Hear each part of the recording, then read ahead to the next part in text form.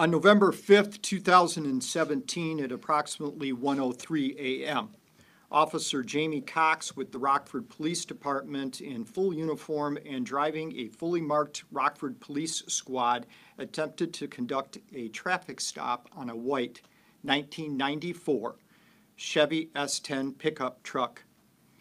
The traffic stop was initiated near the intersection of East State Street and Dawn Avenue in Rockford, Illinois. The driver of the truck was later identified as Eddie Patterson, Jr., who was driving on a revoked driver's license and driving a vehicle with expired registration plates. Upon conducting the traffic stop, Officer Cox advised dispatch that there was a single occupant within the truck. Shortly thereafter, Officer Cox called for backup. Officer Cox attempted to provide an update over the radio that the subject Officer Cox confronted was attempting to elude the stop. This was the last call made by Officer Cox.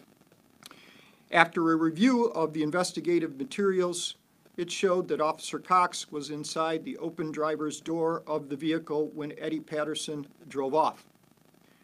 The evidence further showed that Officer Cox's DNA was found on the gear shift of the vehicle, which would indicate an attempt to shift the truck to park and an attempt to stop the vehicle.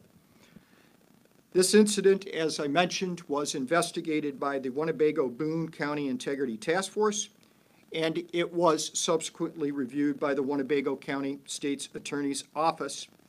And it was determined that Officer Cox did die as a result of the actions of Eddie Patterson.